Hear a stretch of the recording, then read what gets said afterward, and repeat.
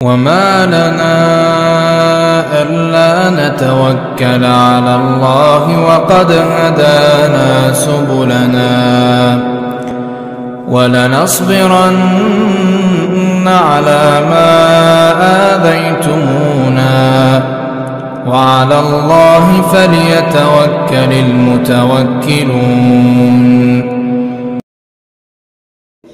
Di mana dhaifnya? Ini kita lihat ada dua perawi, ada dua tobaqat di dalam sanad ini yang kita tidak mengetahui apakah dia thiqah atau tidak thiqah, yaitu Haris ibn Amr ibn Akhil Mughirah ibn Syu'bah.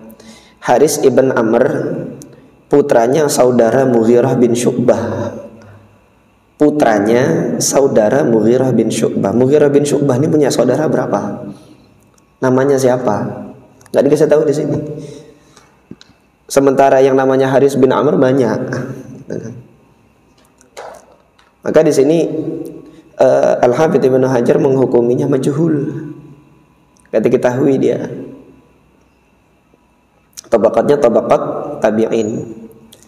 Apalagi kemudian beliau mengatakan dari murid-muridnya Mu'adz bin Jabal. Siapa muridnya Mu'adz bin Jabal itu? Di dalam Tahdzibul Kamal, ketika saya tadi menelusuri secara sepintas data yang dikumpulkan oleh Al-Imam Al-Hafidz Al-Mizzi dalam Tahdzibul Kamal mengenai murid-muridnya Mu'adz bin Jabal, itu ada 50 orang, kurang lebih 50 orang, yang mana mereka nanti tidak semuanya tabi'in. Ada pula sahabat Nabi yang juga meriwayatkan dari Mu'adz bin Jabal, di antaranya Anas bin Malik. Kemudian tidak berhenti sampai di situ, Al-Hafidz Ibnu Hajar dalam kitab Tahdzibut Tahdzib juga menambahkan, ini loh murid-muridnya Mu'adz bin Jabal yang ada di Kutubus Sittah tetapi belum disebutkan oleh Al-Hafidz Al-Mizzi. Beliau tambahkan 1, 2, 3, 4 dan belum sempat saya hitung. Dari sekian banyak ini yang mana gitu. Maka inilah yang menjadikan sanad hadis ini dhaif atau lemah. Oleh karena itu Al-Imam At-Tirmidzi yang meriwayatkan hadis ini tadi ya, Al-Imam At-Tirmidzi mengatakan apa? Hadza haditsun, ini adalah suatu hadis la na'rifuhu, yang kami tidak mengetahuinya, illa min hadzal wajhi, kecuali dari jalur periwayatan ini. Ini kemarin faidah dari guru kami Syekh Abdus Samad Al-Ubaid, bukan Ustadz Abdus Samad ya, Syekh Abdus Samad Al-Ubaid ini salah seorang guru hadis kami di Madinah. Beliau menyampaikan faidah, kalau Imam Tirmidzi sudah mengatakan saya tidak tahu jalur lain selain ini, itu antum akan susah mencari jalur lain yang juga meriwayatkan hadis ini, atau bahkan antum gagal gitu loh. Gak akan bisa untuk mendapati jalur lain terhadap hadis yang sama. Jadi ini namanya naqlul linfirat, penukilan tafarrud. Penukilan tafarrud itu penukilan penyendirian periwayatan. Artinya hadis ini hanya diriwayatkan dari jalur ini saja. Kalau nanti didapati jalur lain selain jalur rijal min ashabi Mu'adz, tadi kan hanya disebutkan murid-muridnya Mu'adz bin Jabal.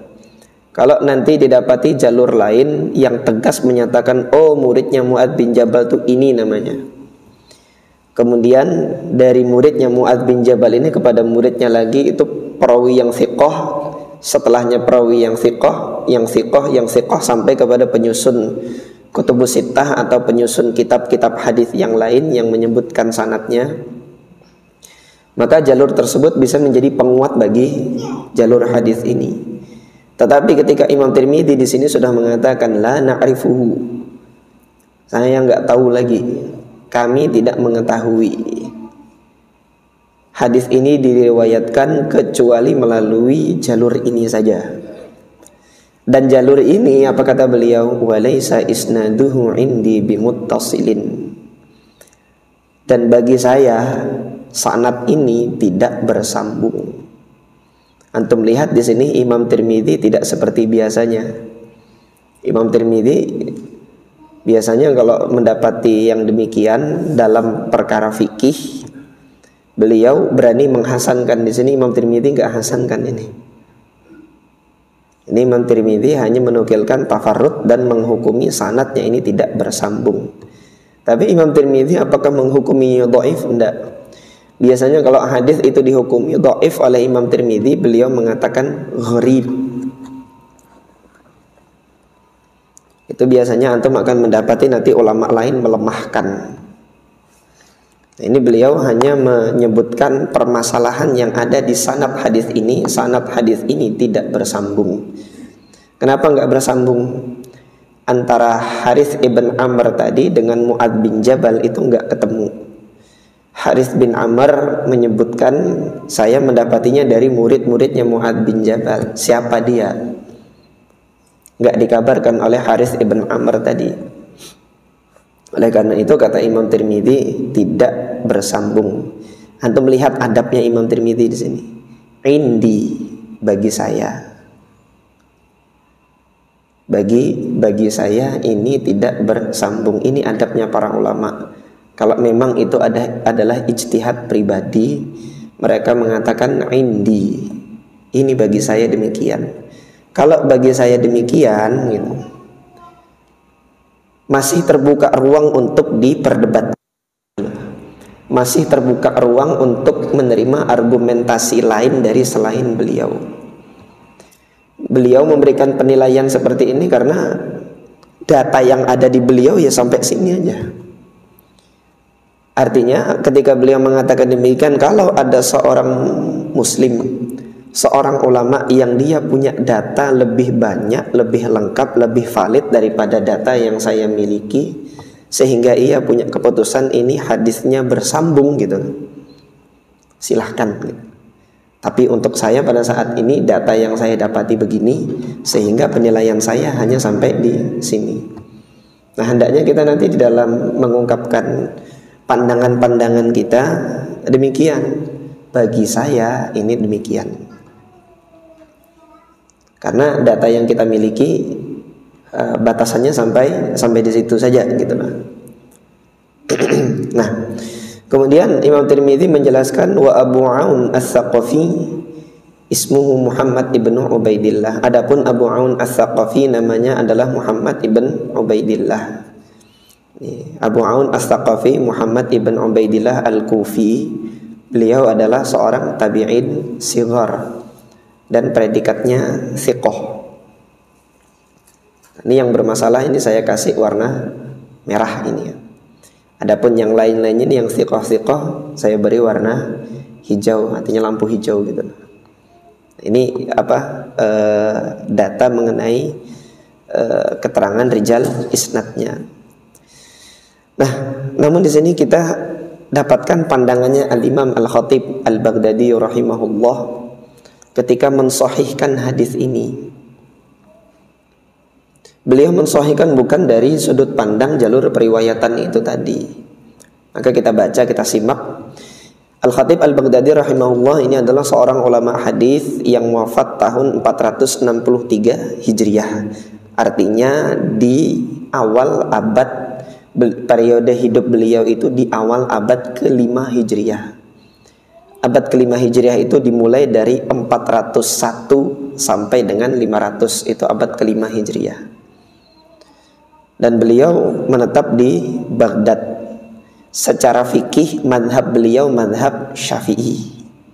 Ini mungkin dalam majelis yang lain pernah saya sampaikan, para a'immatul hadis itu kebanyakan Syafi'in madhabnya secara fikih.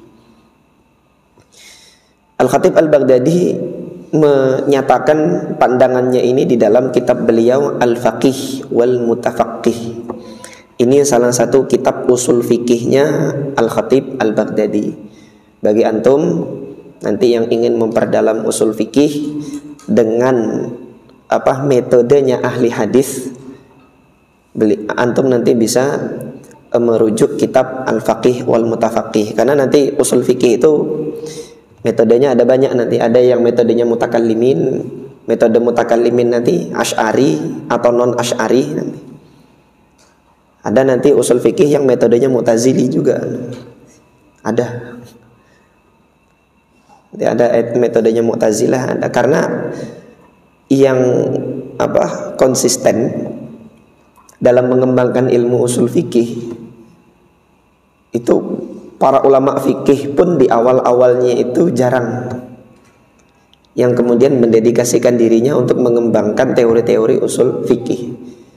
Justru setelah Imam Syafi'i menulis risalah yang kemudian mendedikasikan diri untuk mengembangkan teori-teori usul fikih, itu tokohnya Mu'tazilah gitu lah.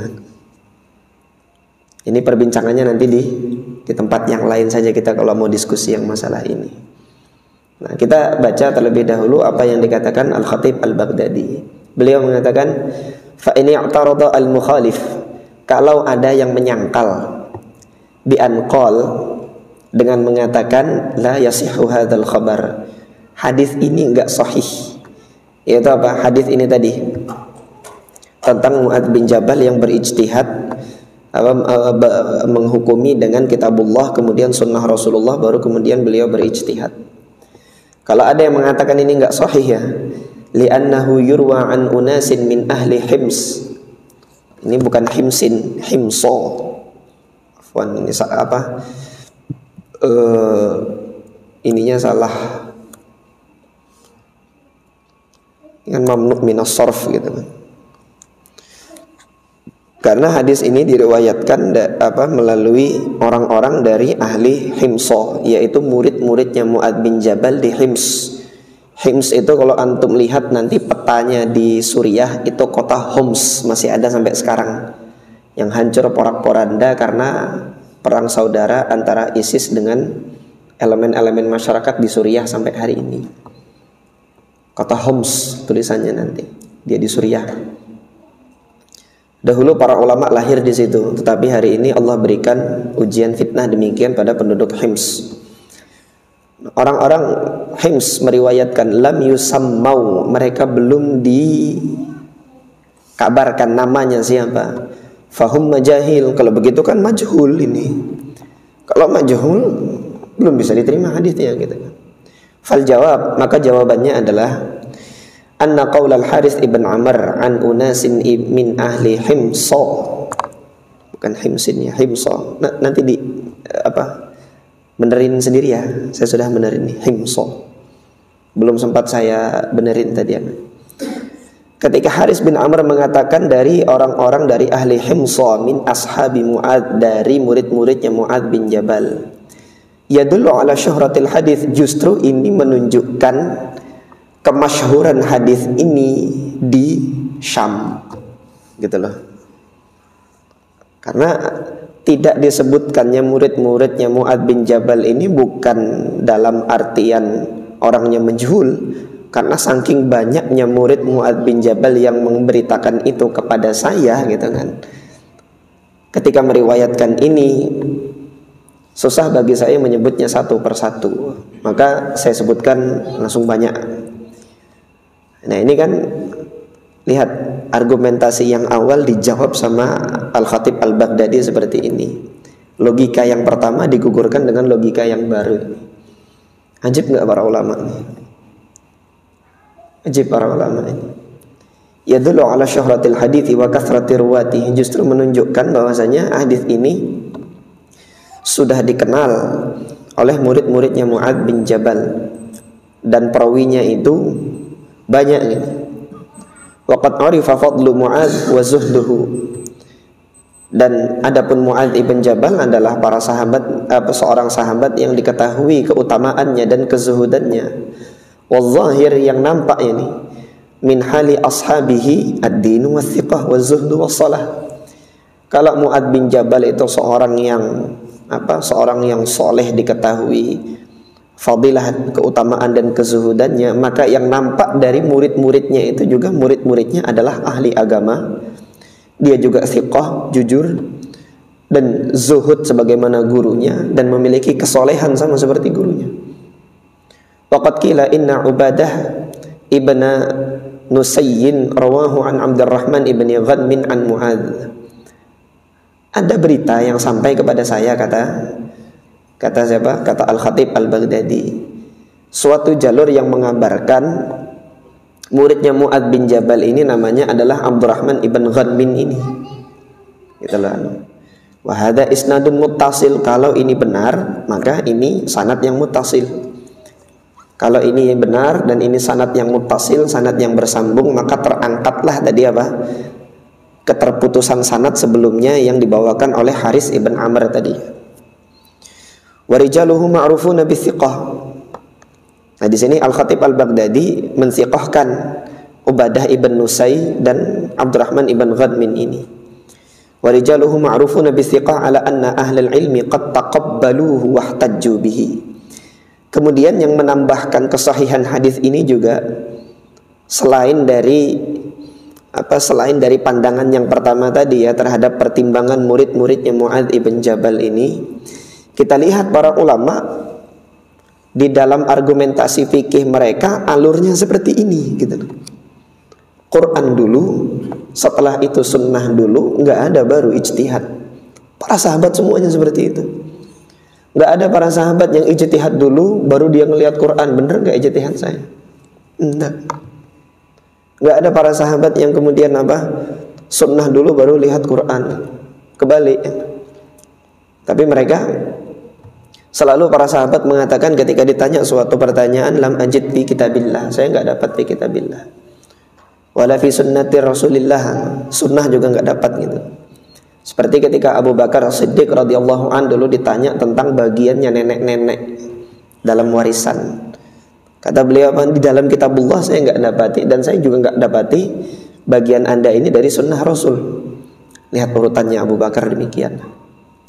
Sehingga nanti kemudian ada salah seorang sahabat yang menyampaikan kepada Abu Bakar, saya pernah menyaksikan Rasulullah memberikan bagian bagi seorang nenek itu 1/6. Ya sudah kalau begitu ambil 1/6. Ditetapkan keputusannya 1/6 oleh Abu Bakar As-Siddiq. Artinya keputusannya ada di dalam sunnah Nabi.